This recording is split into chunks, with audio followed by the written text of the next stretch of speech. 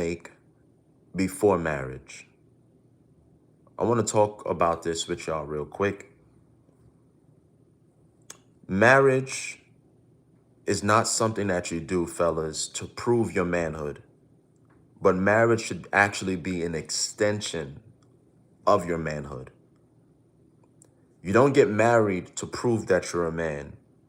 You get married after you know you're ready to be a man. And marriage should be an extension of the life that you've built as a man. It's very hard to come into or expect a woman to come into your life, marry her, and you have not built a life that she can come in and either A, see you working towards currently that attracts her, because a wife should be a helpmeet, a helper, which means that she sees that you're building something and something inside of her gets excited to help build alongside you. And she becomes a purpose partner, a life partner. Or you should have built a life that a woman can see herself in. So either way, you need to first and foremost invest in you before you try to invest in another woman. You are the foundation of your marriage, and you are the foundation of your family, kings. And so, but what I've noticed over the years, as I've counseled men who have fallen into the trap of getting married for the wrong reasons, I want to highlight these to you and break it down for you so that if you are thinking about marriage, you don't make one of these 7 mistakes. Or if you are already married, you might have said that I've made a mistake, but you can self-correct, you can course correct, and then you can begin to establish a new foundation for you and your significant other. All right. So it's going to take me about 35 minutes. I want you to hit the share button if anything I say blesses you, inspires you. All right. But again, I've counseled many men who've fallen into these traps. I want to make sure that you don't fall into those traps. And while I'm setting the stage for this, marriage is not the mistake. Marriage is not the mistake. A lot of guys feel like getting married is a big mistake. No, marriage is not a mistake. Marriage is a divine blessing from God for man. All right. In the very beginning, God told man it's not good for you to be alone. He told Adam it's not good for you to be alone. And he created a helper suitable for him. And marriage was God's idea. It's not man's idea. It's not a human idea. It's not a human initiative. It's not a community, psychological government institution. No, it is a kingdom, heavenly institution from God himself for the protection of the man, for the extension of the human race. Marriage is the foundation of it all. So marriage is not the mistake. The mistake is choosing wrong. The mistake is stepping into marriage unprepared, inadvertently, without reverence, not understanding what you are saying I do to. So we need to become prepared, because marriage is not convenience. Marriage is a covenant. And what a covenant means is that I am willing to lay down my life before I break this covenant. A covenant is not a contract. Marriage is not a convenience, and marriage is not a contract. It's bigger than a contract. It's a covenant. All right. A contract is signed with ink, but a covenant is signed with blood. So when you understand that this is a marriage covenant, you're going to choose differently. And preparation is a requirement for the fulfillment of your destiny. So getting married, you got to be prepared for marriage.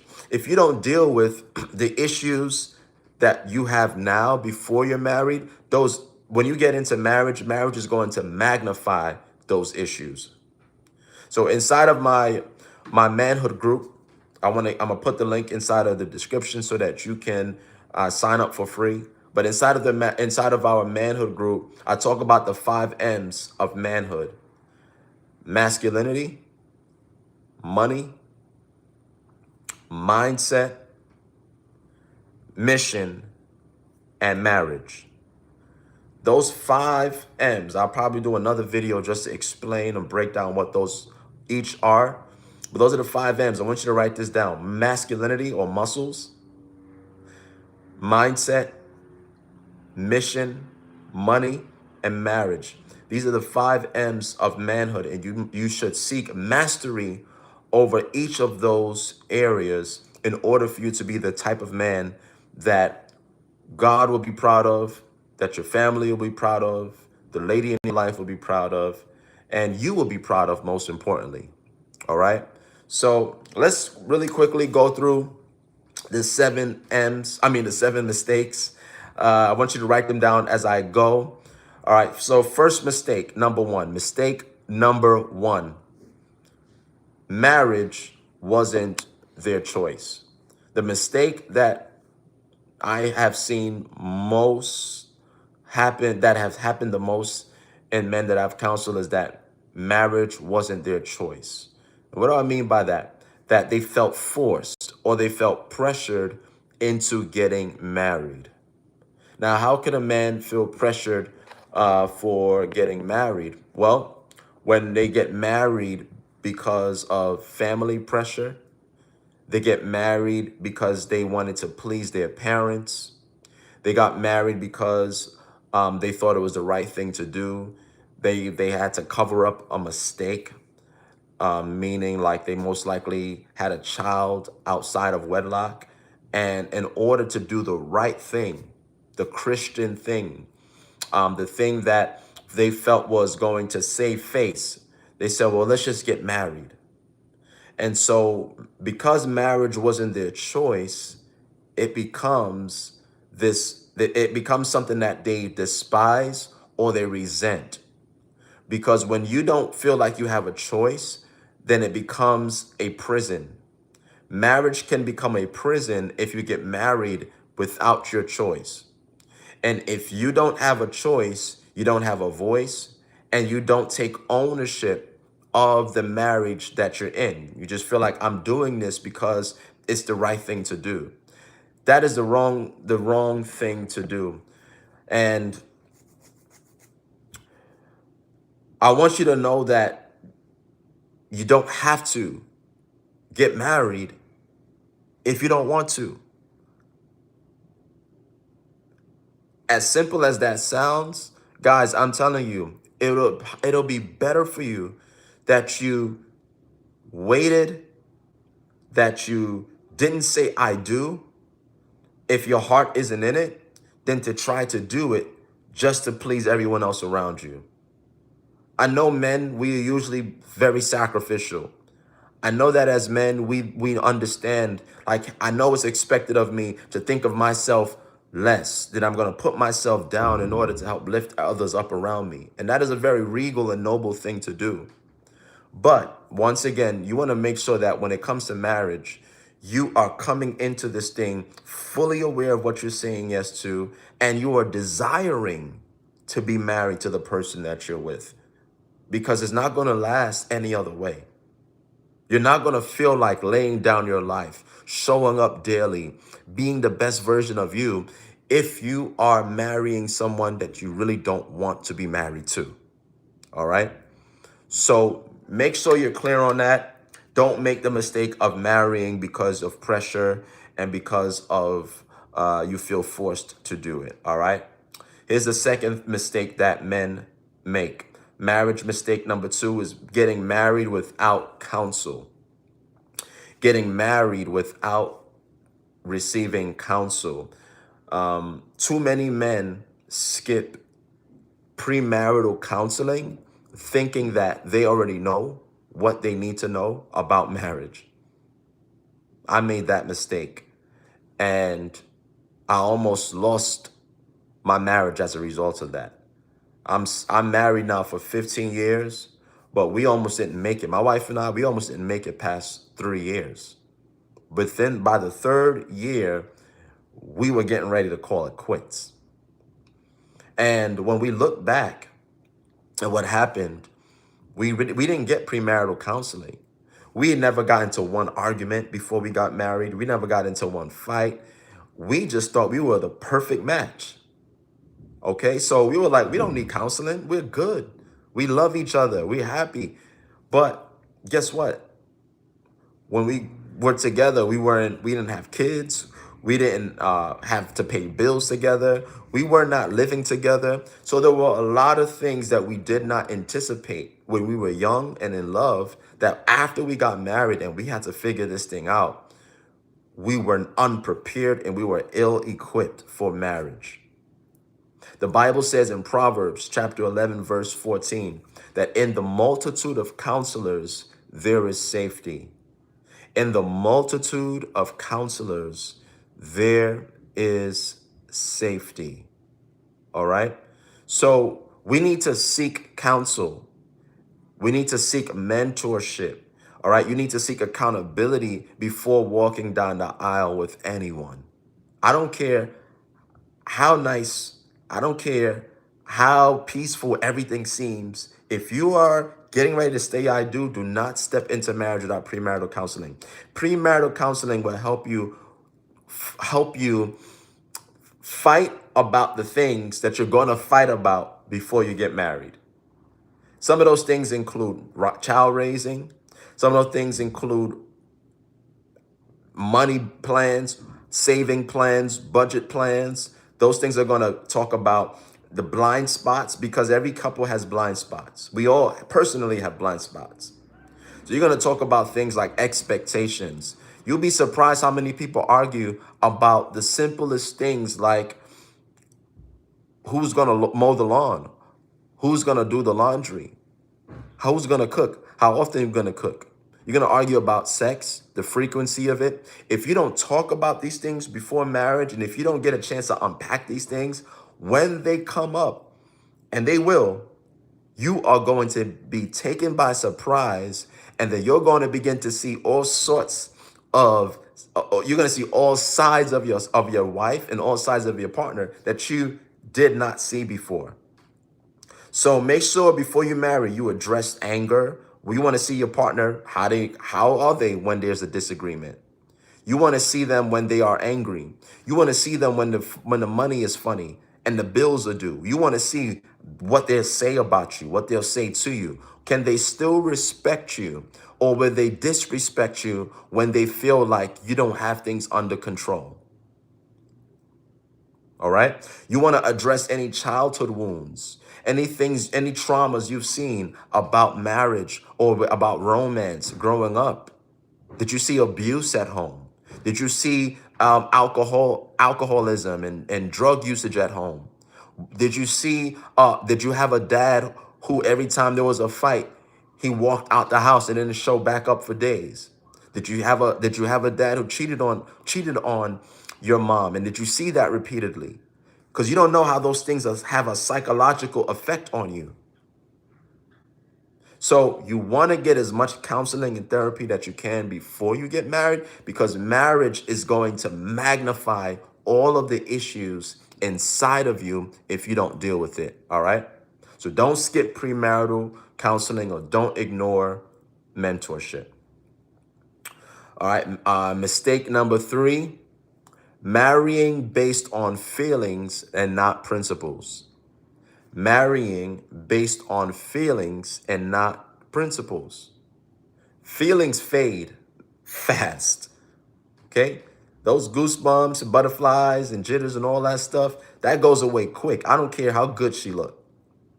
I don't care how sexy she is. Whatever is going to happen, those feelings are going to fade. And what you need are principles to build your marriage on. You should be building your entire life on principles. All right. When a woman is going to feel secure with her man, when she realizes that her man is not driven by emotions and feelings alone. Because feelings not only fade, feelings are fickle. Your feelings are sometime-ish. But if you have principles that you govern your life by, you got values that you are building your life on, and you have a faith and a commitment to a God, a source. The God I serve is Jesus Christ. And so I follow Jesus, and I follow the instructions of the Bible and the scriptures. And I believe that the word of God is undefeated, it's time tested. It goes from age to age. And those principles navigate me, they guide me, they correct me.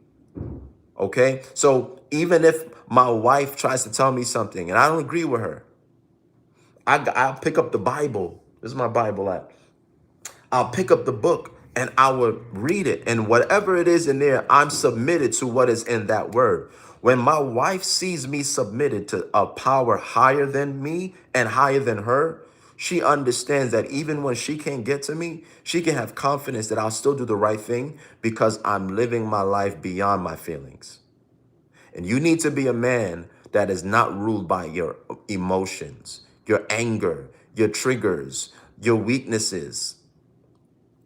You got to have a higher power driving you. All right. Chemistry may get you to the altar, but character is going to keep you at the altar.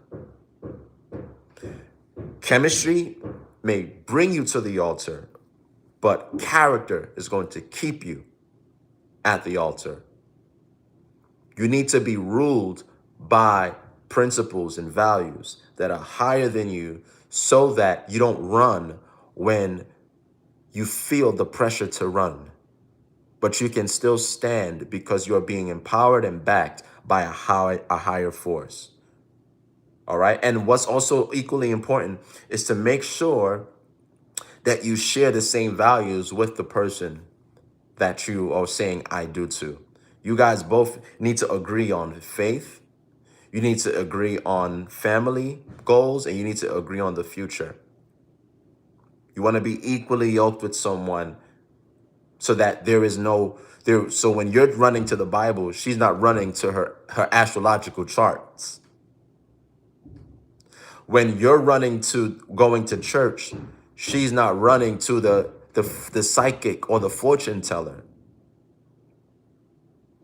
You get what I'm saying? You guys want to be aligned on your faith and your spiritual source, because if not, you're going to be unequally yoked, and then you're both going to continue to have this tug of war, and it's going to break your marriage apart. She needs to follow your lead, man. She needs to follow your example. She needs to follow the God that you serve. And if she doesn't follow the God that you serve, she is not the one for you. Don't be like Solomon out here trying to marry these strange women who were worshiping other gods and other idols, because in the end, we saw what it did to Solomon. You saw what it did to Samson running after Delilah and the Philistines. You want to get somebody that honors the same God that you honor. All right. Mistake number 4 that men make is expecting their lady to carry the finances. Uh-oh. Expecting her to carry the finances. A man that depends on his woman to solely handle things financially will find himself losing respect in the eyes of his wife. Your wife will lose respect for you if she feels like she's the one carrying the weight of provision, because the weight of provision should be is a part of leadership. The person with the vision is the person that should be providing the provision. If you are supposed to be the leader of your home, you must carry the vision and the weight of the provision. This does not mean that you are the provider. I don't subscribe to the fact that the man is the provider, because God is our provider. You're not the provider, man. You are a provider, but you are not the provider, right? So both the male and the female, the man, the woman, the husband and the wife should both contribute, or can both contribute financially. But the weight of provision should never be on the woman. She shouldn't be carrying that. That should be you. If you're sitting at home playing video games, twiddling your thumbs, and she's out getting money, getting the bag, doing the work to come in and bring in the finances. Guys, I'm telling you, take my word for it. It might be cute in the beginning. I know today, this feminist movement, women feel like they can do the job of the man. They can pay all the bills too. They can go to work.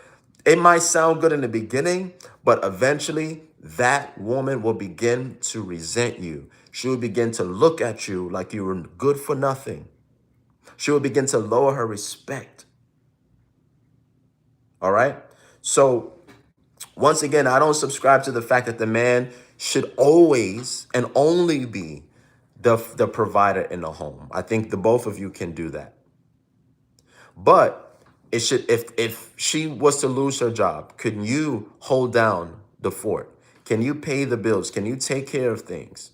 And if you can't, then that means you just need to level up, learn some new skills, and begin to even find a new way, a new job, find a new income. But do whatever it is in your power. Sometimes, even if you can't find work, just her seeing you getting up and going out looking for work will make her feel better. You know, she doesn't want to have to get up in the morning time, get dressed, take a shower, head out, drag herself out to work, and see you laying down in the bed doing nothing. She's not going. She doesn't want to leave the house and just see you watching TV, see you playing video games, going to the gym, doing whatever you want to do, and she got to go to work. Okay. And again, this doesn't mean that men need to be millionaires before marriage. This doesn't mean that you need to stack up and get to a certain financial bracket before you can get married. But all I'm simply saying is that it means that you must be stable financially. It means that you should be able to hold your own weight financially. It means that you should be able to be responsible financially. And sometimes it's just for us, for you as men, it just simply means to learn how to budget, learn how to manage credit, learn how to manage debt, and build financially so that she's not marrying into chaos and she's not marrying into debt. All right. But you cannot expect her to carry the finances. And again, you might meet today, a lot of women are doing well financially, especially here in America. A lot of women make more money than men. And that's just the reality. They're more educated and they have more degrees and they make more money. The playing field has changed. Before, society used to favor men coming into jobs, but a lot of people are hiring women before men. The women are usually more skilled at a lot of things and can administrate and can manage things better than us. So that means that you should not, again, feel threatened by the fact that a woman can make money. But at the same time, you should just be in a position where if things were to fall on you, you have no problems bearing the weight and the burden of the workload. You don't mind taking up 2 jobs. You don't mind taking up 3 jobs because you understand I am the person that is the leader. And as the leader, I'm the one with the vision. And if I'm the one with the vision, I must also be the one that's willing to get the provision. All right. This leads me to mistake number 5. Mistake number 5, expecting automatic submission out of your wife. Expecting her to automatically submit to you. Now, this is a misinterpretation of Ephesians chapter 5, and a lot of people throw this scripture out in Ephesians 5, where the Bible says that the wife is to submit to their own husbands. And that is absolutely correct. Women are to submit to their own husbands. But in the beginning of it, it says that submit yourselves one to another as unto the Lord. So a lot of guys that throw out wives submit to your husbands, I don't hear a lot of guys often mention in the verse, 2 verses before that, where it says submit yourselves in the fear of the Lord one to another. So there is a mutual submission that begins to happen. Once you align with a purpose partner, a wife, a helpmeet, there is a mutual submission that begins to happen. Submission isn't forced, it's freely given. You don't have to force your wife to submit to you. You don't have to tell her she needs to submit. You shouldn't have to constantly even try to use your own manipulative skills, words, sometimes physical abuse. Some men physically will abuse a woman to try to get her to submit. That was never God's intention for that verse. Leadership is earned through love, through example, and through sacrifice. If your wife is going to submit to you, it has to be willingly, it has to be freely. And the way you get her to submit to you is by leading her well, is by loving her well. And that should be modeled before marriage. You should be able to cast a vision so inspiring, so compelling for her future that she says, I'm willingly willing, I want to follow you. See, the word submission is built on two words, sub and mission. The word sub means under, like submarine, and mission. So when a woman is coming to is signing up to marry you, she is also willing to come under your mission.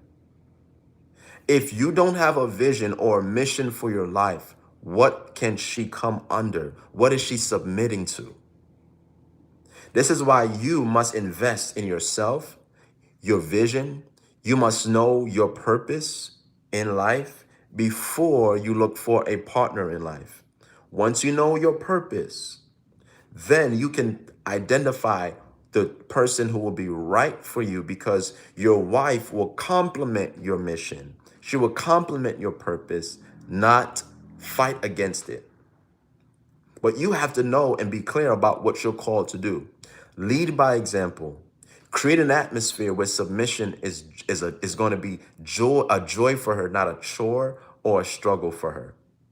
Okay? Women naturally follow men that they respect. And men who demand authority are usually the men not worthy of respect. Got it? Good. Let me give you my last 2 points. Mistake number 6. Believing that marriage will cure lust. Believing that marriage will cure lust. Okay? Lust is not cured by vows. Lust is a heart issue. It's a lack of discipline. It's a if you can't discipline your eyes, you can't discipline your thoughts, you can't discipline your sex drive before marriage, marriage will only expose your lack of mastery. So many men who struggle with pornography, who struggle with infidelity or unfaithfulness, they struggle with it in marriage because they struggled with it outside of marriage. I remember one time when I was single and I was in prayer about learning this very same concept. And I remember the Lord told me, he said, sex outside of marriage starts before marriage. And I said, well, what do you mean by that, God? He said to me, every time you've had sex before you were married, you had sex outside of marriage. So if you've had sex outside, or if you've had sex before marriage, you've already made it easier for you to have sex outside of marriage. So this is why we're called, we should be abstinent before marriage. Because a lot of times people come into marriage with all sorts of sexual expectations and sexual demands because they created appetites outside of their marriage bed, outside of the person that they should have been exploring sex with in the covenant of marriage. So We have appetites, temptations, desires for a sexual experience outside of outside of our spouse, because we have opened up these doors outside of marriage, before marriage. So my point is, you got to learn how to master lust, not by getting married. I remember I had a friend who literally, he had to go almost a year without sex to master his sex drive. And I'm talking about a married man, because he had such a lustful appetite before he got married that every time he had sex with his wife, he kept desiring more sex than what his wife was even willing to give him. So every time he had sex with his wife, his mind began to race to wanting to get sex outside of his wife, outside of marriage. And yes, he explored porn. He even stepped out the marriage a few times. And so when he wanted to submit, when he realized that the problem wasn't his wife, the problem wasn't marriage, the problem was him. He sought accountability. He began to get into a time of fasting. He began to just spend more time in prayer and consecration. And all of it, he realized that in order for him to overcome this lust, he had to starve it. He had to starve it. Even though he had permission to have sex with his wife, he still knew he had to starve that appetite in him. All right. So yes, he spent a whole year, almost a year, without having sex with his wife until he got his flesh under control. And right now, he's still happily married. Yes, he's learned how to find fulfillment in his wife. All right. So you got to know yourself. You got to know what your temptations are. You got to know what your struggles are. But it ultimately starts with, it doesn't start after you get married. You should be adequately working towards this prior to marriage. All right. And the last mistake that a lot of men make before marriage is getting influenced by the wrong people. Being influenced by the wrong people. 1 Corinthians chapter 15, verse 33 says that bad company corrupts good morals. Bad company corrupts good morals, okay? So you want to surround yourself with men who love God, who love their wives, and live out what it means to be a godly man, or to have godly manhood. You want to have voices in your circle that you trust to shape your choices, because ultimately bad company will corrupt good morals or good manners. So even if you believe that you're doing things the right way, if the friends and the company you keep are people who are saying, like, if you got friends who mock marriage, you got friends that cheat on their wives or disrespect women, guess what? That is going to pull you down. That is going to trip you up. That is going to be a stumbling block to you. That's those words and their jokes and their jesting is going to be like seeds being sown into your heart. A man can have the right woman but lose her because he listened to friends instead of listening to wise counsel. So make sure not only do you choose your wife wisely, choose your friends wisely. Sometimes even after you get married, you're going to find that some of the people you used to hang with before you were married, you can't hang with them no more. Simply because they don't have the same values or interest as you. The places they want to go, you can't go no more now that you're married. And if your friends can't respect your decision for marriage and your marital vows, you might need to get new friends. Once you get married, no one's voice, no one's opinion should matter to you more than your spouse. Your spouse's voice, your spouse's feelings, your spouse's desires, once you get married, that is superior to any other voice out there. I don't care how long this person has been your friend. I had friends that I had to cut off after I got married. People that I grew up with, some people that We were literally best friends prior to marriage. But once I stepped over that threshold, and I was no longer a single man. See, a married lifestyle is different than a single lifestyle. You can't live your life the same way you lived prior to marriage, the same way. Okay?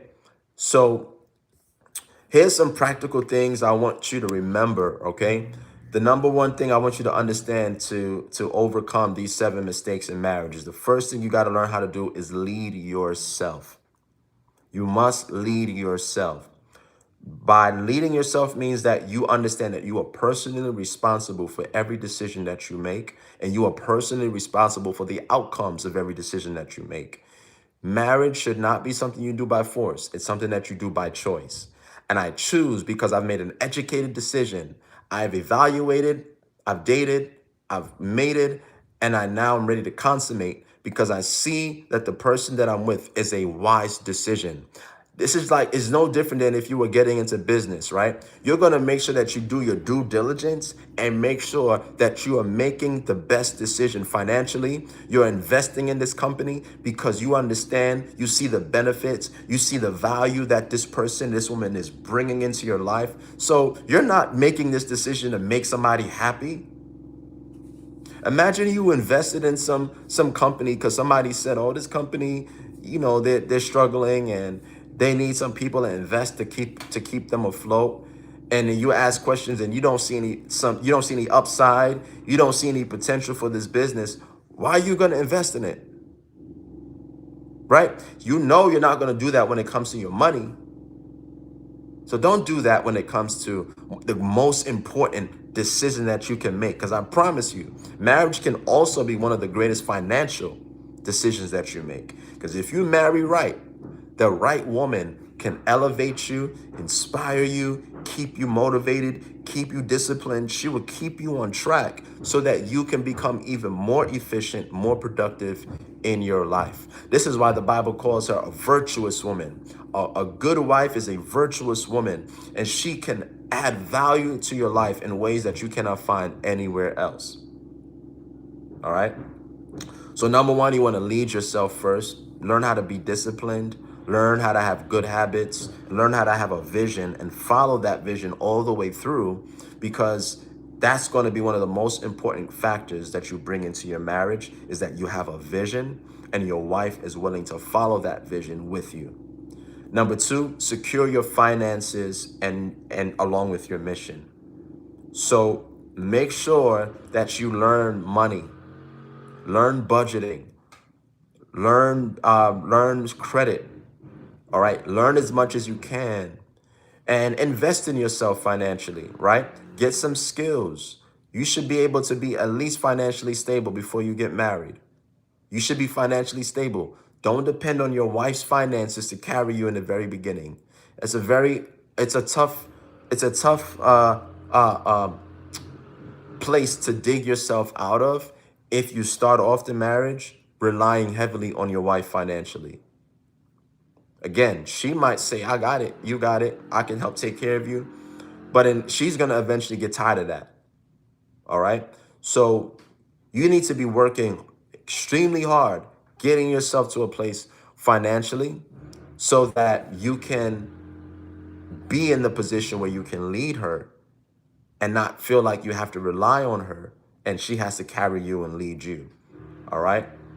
You don't want a mom. I hope not. If you're a mama's boy, you don't want a mom. You want a wife. And your wife should be able to rely on you, not the other way around.